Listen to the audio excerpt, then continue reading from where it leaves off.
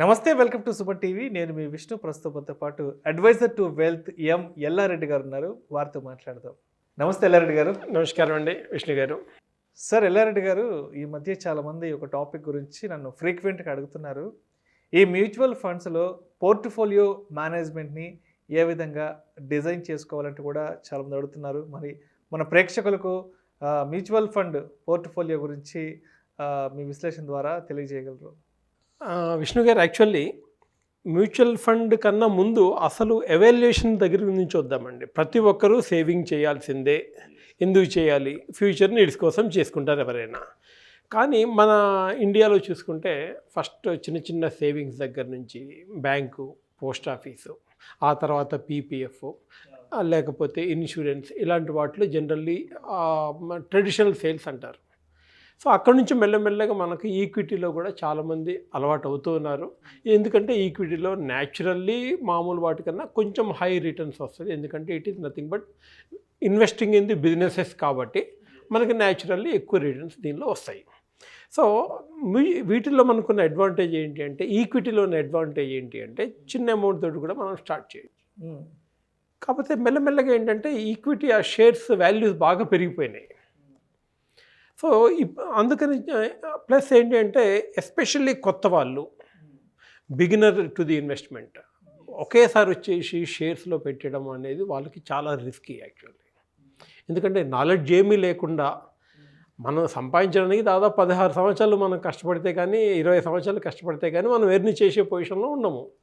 అప్పుడు mental maturity వస్తుంది. Investment అనగానే ఏదో పెట్టేశాం కదా అని కాకుండా, సో దాన్ని మెల్లమెల్లగా పెట్టాలి అంటే మ్యూచువల్ ఫండ్స్ అనేది మనం ఆల్మోస్ట్ 90s నుంచి స్టార్ట్ అయింది మనకి. దీనిలో అడ్వాంటేజ్ ఏంటంటే 500 రూపీస్ నుంచి స్టార్ట్ చేయొచ్చు. ఎస్. సో 500 దగ్గర నుంచి పెట్టుకుంటూ, అంటే ఇక్కడ మీరు 500 పెట్టడం ద్వారా మ్యూచువల్ ఫండ్ వాళ్ళు ఏం చేస్తారంటే మీ అమౌంట్ని దాదాపుగా ఒక 20 to 30 డిఫరెంట్ కంపెనీస్లో ఇన్వెస్ట్ చేస్తారు. సో ఇక్కడ ఏంటంటే మెల్లగా తర్వాత ఎవాల్యుయేషన్ ఏంటి అంటే, ఎక్కువ అమౌంట్ పెడుతున్నప్పుడు టోటల్లీ మ్యూచువల్ ఫండ్లోనే పెట్టాలా, లేకపోతే టోటల్లీ ఎఫ్డీలో పెట్టాలా, టోటల్లీ పోస్ట్ ఆఫీస్లో పెట్టాలా, లేకపోతే డివైడ్ చేయవచ్చా? అంటే యాక్చువల్లీ రూల్ ఏంటి అంటే, అన్ని ఇంగ్లీష్లో not to put all legs in one basket అని అంటారు కదండి. అలాగే అన్నీ కూడా మ్యూచువల్ ఫండ్లో కానీ అన్ని ఈక్విటీలో కానీ పెట్టకుండా డైవర్సిఫై చేసుకుంటూ వెళ్ళాలి.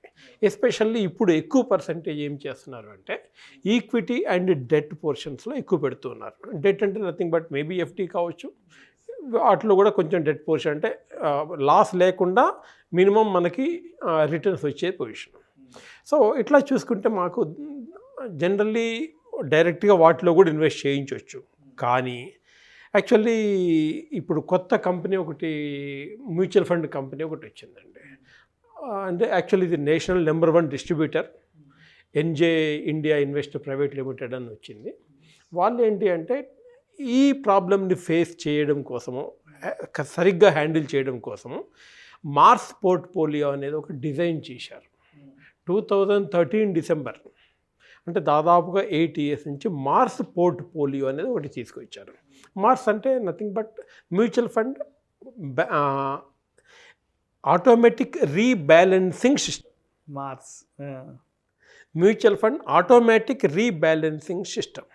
చాలామంది ఏంటి అంటే రిస్క్ ఎక్కువ అవుతుందా, తక్కువ అవుతుందా, నా మనీ సేఫా కాదా, ఎక్కువ అగ్రెసివ్లో పెట్టాలి, ఇలాంటి వేరియస్ సైకలాజికల్ పీపుల్ నాకు మార్కెట్లో దొరుకుతారు.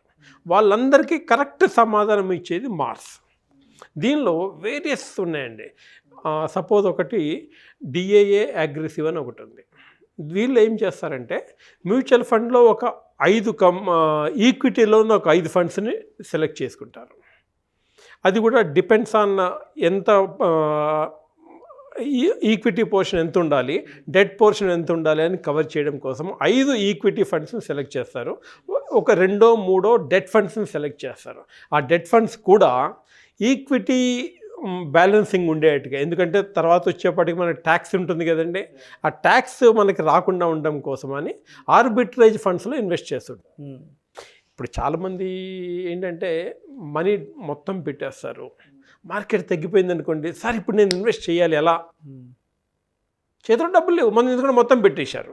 ఆల్రెడీ తగ్గిపోయిన దానిలో నుంచి తీయడం వల్ల పెద్ద ఉపయోగం లేదు. అందుకని దీనిలో ఏం చేస్తారంటే ఎప్పుడో కొంచెం మనీ ఉంచుతారు. మామూలుగా అయితే 50% ఈక్విటీ 50% డెట్ తోటి బ్యాలెన్స్ చేసుకుంటూ వెళ్తారు. మార్కెట్ బాగా పెరిగిందనుకోండి, సో మీ ప్రాఫిట్ని సెక్యూర్ చేయడం కోసము అక్కడేం చేస్తారంటే డెట్ పోర్షన్ని పెంచుతారు. మార్కెట్ తగ్గింది, బాగా తగ్గుతూ ఉంది, ఆ టైంలో ఏంటంటే ఈక్విటీ పోర్షన్ కొంచెం కొంచెం పెంచుకుంటూ వెళ్తారు.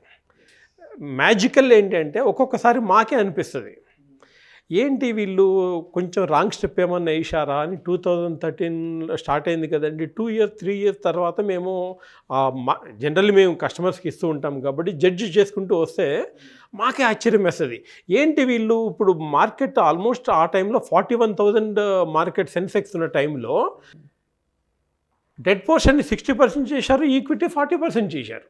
మాకు అర్థం కాల ఈ స్ట్రాటజీ. అరే ప్రపంచం అంతానేమో ఈక్విటీ ఈక్విటీ అంటూ ఉంటే వీళ్ళేంది డెట్ పోర్షన్ ఎక్కువ పెట్టారు.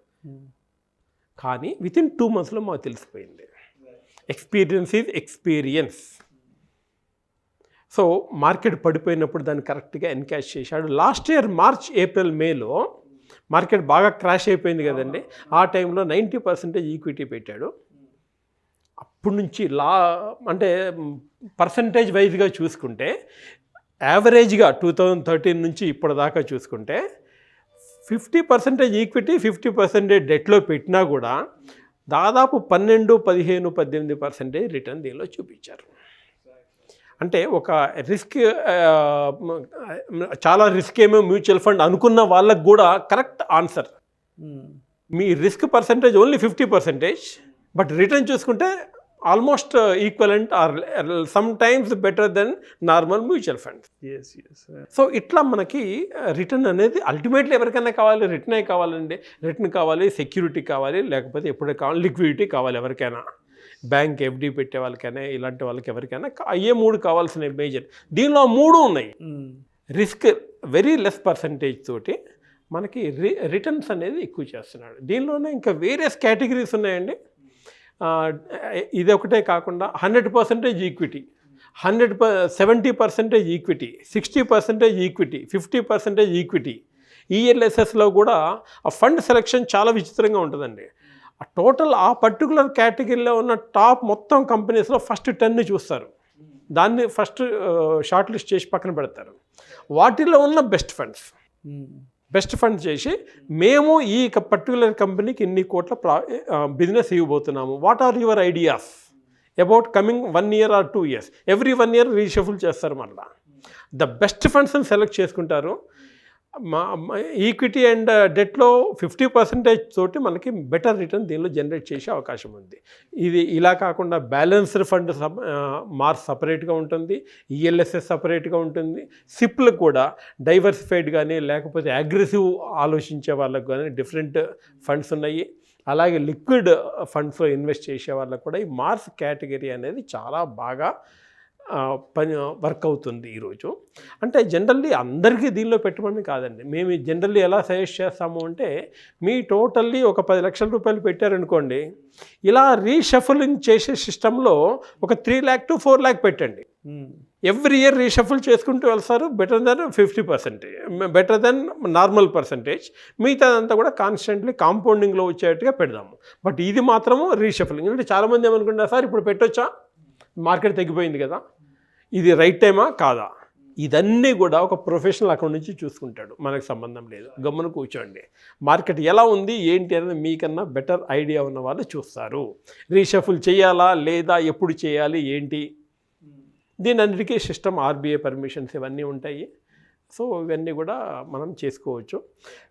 Compulsory 30 to 60% depends on the age. 30 to 60% generally మేము మాస్లో పెడతాము. Customers are very happy and secured and with very good returns. ఇది చాలా అంటే చాలామంది ఫాలో అవుతున్నారండి ఈ సిస్టమ్. నాట్ ఓన్లీ మార్స్ సిస్టమ్ని చాలా మ్యూచువల్ ఫండ్స్ కూడా ఇండైరెక్ట్గా ఫాలో అవుతున్నారు. వీళ్ళు ఎంత పర్సంటేజ్ ఈక్విటీలో పెడుతున్నారు, ఎంత డెట్లో పెడుతున్నారని నాట్ ఓన్లీ ఎన్జే డిస్ట్రిబ్యూటర్స్, బయట డిస్ట్రిబ్యూటర్స్ అండ్ బయట ఏఎంసీ కంపెనీస్ కూడా దీన్ని అబ్జర్వ్ చేస్తూ ఉంటారు. ఎందుకంటే వీళ్ళ స్ట్రాటజీ డిఫరెంట్ ఉంటుందండి. Right, thank you so much Yella Reddy గారు. నమస్కారం. మ్యూచువల్ ఫండ్స్లో పోర్ట్ఫోలియో మేనేజ్మెంట్ గురించి ప్రేక్షకులకు మీ విశ్లేషణ ద్వారా చాలా అద్భుతంగా వివరించారు. Thank you so much sir. Thank you sir.